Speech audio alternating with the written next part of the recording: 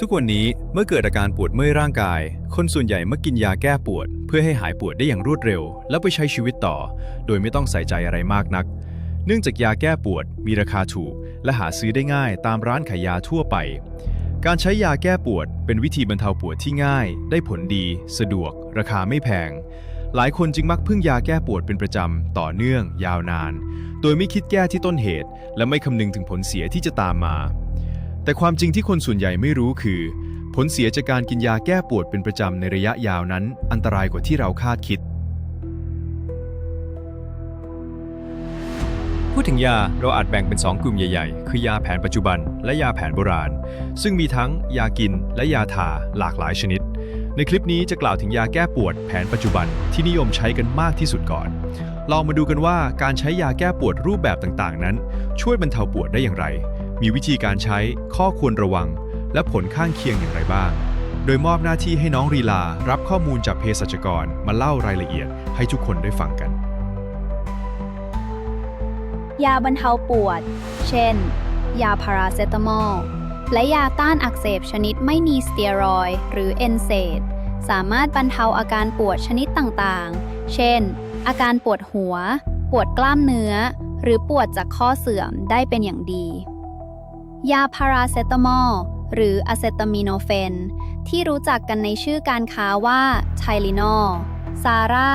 หรือซีมอลเป็นต้นสามารถลดอาการปวดในระดับน้อยถึงปานกลางได้มีฤทธิ์ในการแก้ปวดลดไข้ผ่านกลไกการยับยั้งเอนไซม์ไซโคลออกซิจิเนสในสมองทำให้การสร้างสารเคมีโปรสตาแกลนดินน้อยลงส่งผลให้ความรู้สึกเจ็บปวดและไข้ลดลงได้ส่วนยาต้านอักเสบกลุ่ม NSAID NSAIDs Non-steroid Anti-inflammatory Drug คือกลุ่มยาต้านการอักเสบที่ไม่ใช่สเตียรอยด์มีฤทธิ์ลดปวดลดไข้และลดการอักเสบได้ดีเช่นแอสไพรินไอโบรโพรเฟนไดโคลฟีแนกยากลุ่มนี้ออกฤทธิ์โดยการยับยั้งเอนไซม์ไซโคลออกซิจิเนสณบริเวณที่ได้รับการบาดเจ็บซึ่งก่อให้เกิดอาการปวดหรือบวมจึงเหมาะที่จะใช้ในอาการปวดที่มีการอักเสบบวมแดงร่วมด้วยเช่นการเกิดอุบัติเหตุที่ทำให้ข้อเคล็ดขัดยอกอย่างข้อมือเคล็ดข้อเท้าแพลง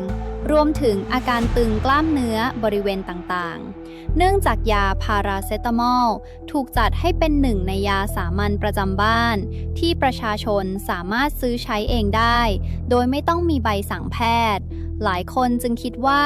ยาพาราเซตามอลเป็นยาที่สามารถกินได้โดยไม่มีอันตรายใดๆทำให้เป็นที่นิยมใช้กันอย่างแพร่หลายแต่ทราบหรือไม่ว่า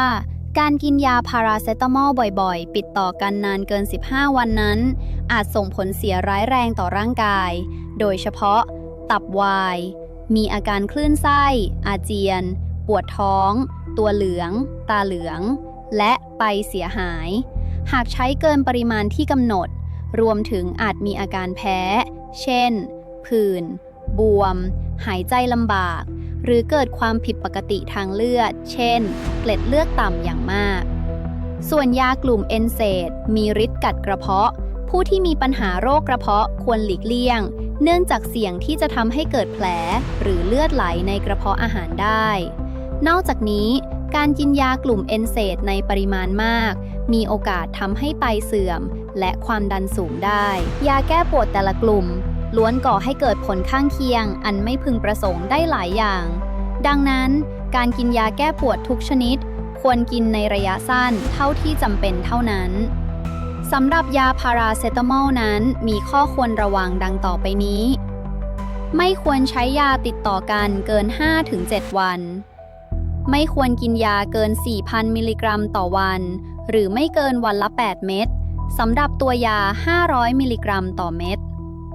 ควรเว้นระยะห่างในการกินยาอย่างน้อย 4-6 ชั่วโมงสำหรับตัวยา 325-500 มิลลิกรัมต่อเม็ดถ้ากินยาขนาด 500 มิลลิกรัมครั้งละ 2 เม็ดจะได้ปริมาณยา 1,000 มิลลิกรัมต่อครั้งควรเว้นระยะห่าง 6-8 ชั่วโมงก่อนกินยาอีกครั้ง ผู้มีความเสี่ยงภาวะตับวาย liver failure ไม่ควรกินยาแก้ปวดเกิน 2,000 มิลลิกรัมต่อวัน ห้ามกินยาร่วมกับการสูบบุหรี่หรือเครื่องดื่มที่มีแอลกอฮอล์ หากมีอาการผิดปกติทางร่างกายหลังได้รับยาแก้ปวดเกินขนาด เช่น คลื่นไส้ อาเจียน เหงื่อออกมาก ให้หยุดยาแล้วรีบไปพบแพทย์ทันที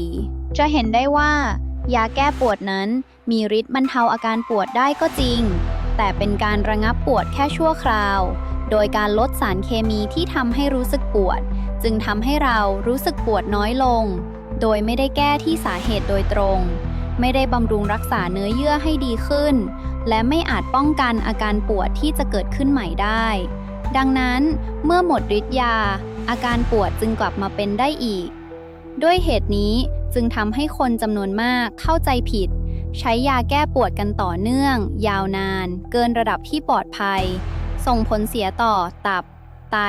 กระเพาะอาหาร และระบบการทำงานอื่น ๆ ของร่างกายอย่างมาก ยาอีกประเภทหนึ่งที่นิยมใช้ร่วมในการรักษาอาการปวดเรื้อรัง ได้แก่ ยาคลายกล้ามเนื้อ muscle relaxant หรือเรียกง่าย ๆ ว่า ยาคลายเส้น เช่น orphanedrine topirizole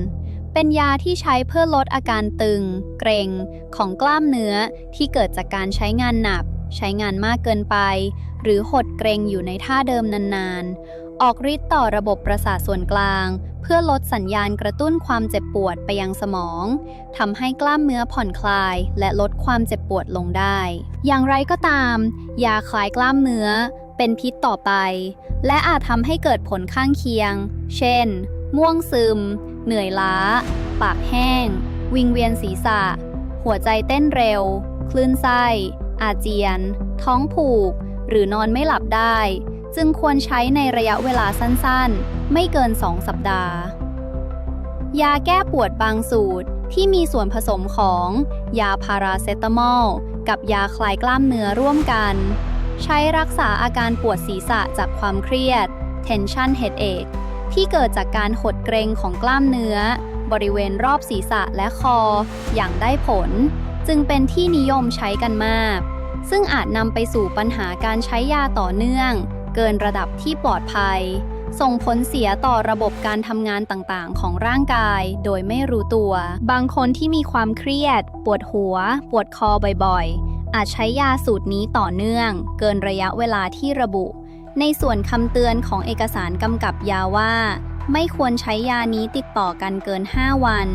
ซึ่งอาจส่งผลเสียต่อตับ และระบบการทำงานต่างๆ ของร่างกายโดยไม่รู้ตัว ใครที่ใช้ยาสูตรนี้อยู่ ต้องคอยระวังอย่างยิ่ง ห้ามใช้ยานานเกินนะคะ น้องรีลาเป็นห่วงจริงๆ เพราะความเครียดไม่อาจทำให้หายไปได้ในระยะเวลาไม่กี่วัน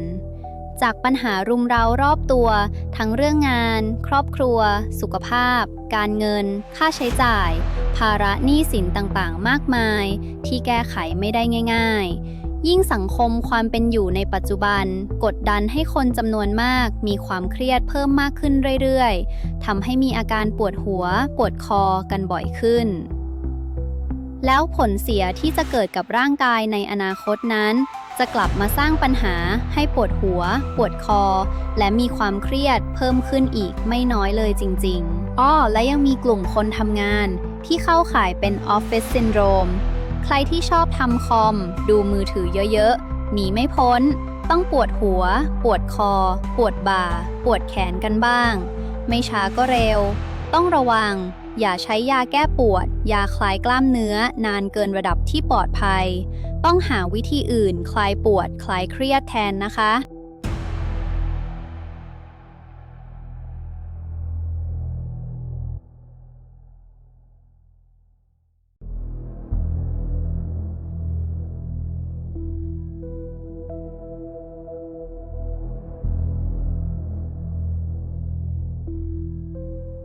ยาทาแก้ปวดมีหลายชนิด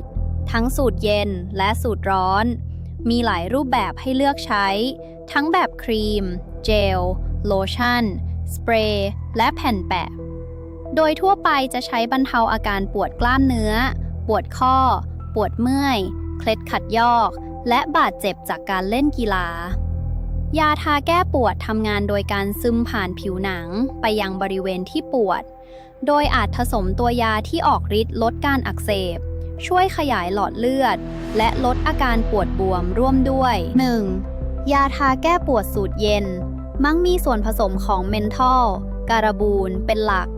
ความเย็นมีผลทำให้เส้นเลือดหดตัว ชะลอการไหลเวียนของเลือด จึงมีประโยชน์ช่วยลดอาการปวด บวม ช้ำ และอักเสบได้ มักใช้ภายใน 48 ชั่วโมงหลังเกิดการบาดเจ็บเฉียบพลัน เช่น ข้อเท้าพลิก หรือเคล็ดขัดยอกในบริเวณต่างๆ 2. ยาทาแก้ปวดสูตรร้อน มักมีส่วนผสมของเมทิลซาลิไซเลตหรือสารแคปไซซินจากพริก โดยความร้อนจะทำให้หลอดเลือดขยายตัว กระตุ้นการไหลเวียนของเลือดและสารอาหาร ช่วยผ่อนคลายกล้ามเนื้อ บรรเทาอาการปวดที่เกิดจากการหดเกร็งกล้ามเนื้อ ทั้งชนิดเฉียบพลันและเรื้อรัง ตัวอย่างเช่น ยาหม่อง น้ำมันมวย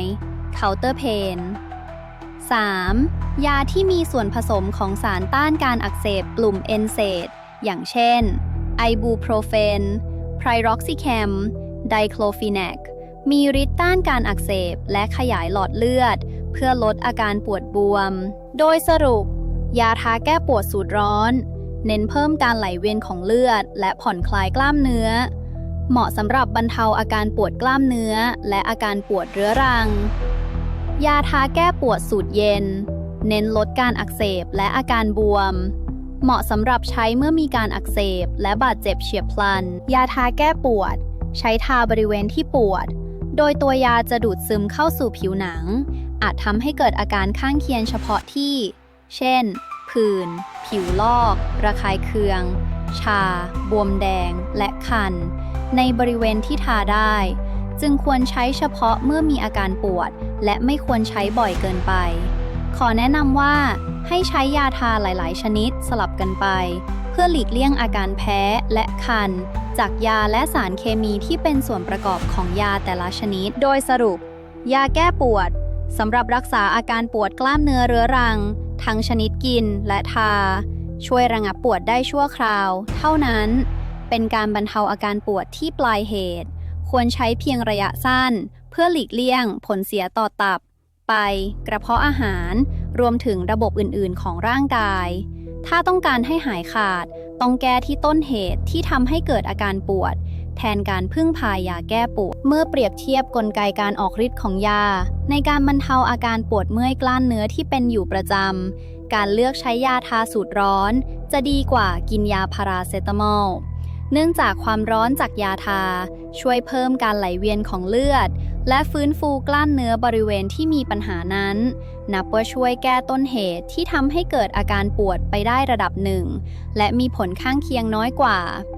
ขณะที่ยาพาราเซตามอลนั้น ระงับปวดชั่วคราวด้วยการลดสารเคมีในสมองทำให้เราไม่รู้สึกปวด จึงเป็นการปิดสัญญาณเตือนของร่างกาย และกลบเกลื่อนปัญหาของกล้ามเนื้อบริเวณนั้นให้คงอยู่ต่อไป ผมเองก็เคยเข้าใจผิดมาก่อนว่ายาแก้ปวดโดยเฉพาะพาราเซตามอลนั้นปลอดภัย สามารถกินไปได้เรื่อยๆทุกครั้งที่ปวด แต่เมื่อกินยาแก้ปวดทั่วๆไปหลายครั้งแล้วยังไม่หาย ก็พยายามเสาะหายาชนิดอื่นๆที่คิดว่าดีกว่ามากินแทนอีกสารพัด ต่อมาจึงพบว่ายาชนิดอื่นๆก็ให้ผลลัพธ์ไม่ต่างกันมากนัก คือช่วยบรรเทาปวดได้แค่ชั่วคราว ไม่ได้รักษาที่ต้นเหตุของการปวดจริงๆ เมื่อได้อ่านคำเตือนของยาแก้ปวดชนิดต่างๆก็เลยตระหนักว่า ยาแก้ปวดแผนปัจจุบันทั้งหลายนั้น ไม่ควรใช้กับอาการปวดเรื้อรัง และเริ่มรู้ตัวว่าต้องมองหาวิธีอื่นในการบรรเทาปวดแทนการใช้ยา ไม่เช่นนั้นจะมีปัญหาเรื่องตับ ไต และระบบการทำงานอื่นๆของร่างกายอย่างแน่นอนสำหรับผู้มีอาการปวดเรื้อรัง ยาแก้ปวดไม่ใช่วิธีการรักษาให้หายได้อย่างรวดเร็วในแบบ Quick Fix แต่เป็นการกลบเกลื่อนปัญหาโดยการปิดสัญญาณความเจ็บปวดที่ร่างกายส่งออกมาให้เรารับรู้ว่ากล้ามเนื้อบริเวณนั้นมีปัญหา เมื่อเวลาผ่านไปปัญหาก็จะเพิ่มขึ้นและแก้ไขได้ยากยิ่งขึ้น สิ่งที่อยากฝากไว้ในคลิปนี้คือใครที่กำลังกินยาแก้ปวดอยู่เป็นประจำขอให้ตระหนักว่ายาแก้ปวดไม่อาจช่วยคุณได้ในระยะยาวเตรียมหยุดยาแล้วหาวิธีอื่นมาทดแทนที่สำคัญ ไม่ควรกินยาแก้ปวดติดต่อกันเกิน 5-7 วัน อย่างไรก็ตามเรื่องการใช้ยาไม่อาจตัดออกจากชีวิตเราไปได้ง่ายๆ เนื่องจากยังมียาชนิดอื่นๆ รวมถึงยาแผนโบราณ ยาสมุนไพร ยาไทย ยาจีน วิตามิน และอาหารเสริมต่างๆ อีกมากมายที่ช่วยบรรเทาอาการปวดได้ เรื่องราวจะเป็นยังไงคอยติดตามในตอนต่อไป และพบกันใหม่ครับ ใครที่เคยมีประสบการณ์เกี่ยวกับยาแก้ปวด เขียนคอมเมนต์มาเล่าให้ฟังบ้างนะคะ สวัสดีค่ะ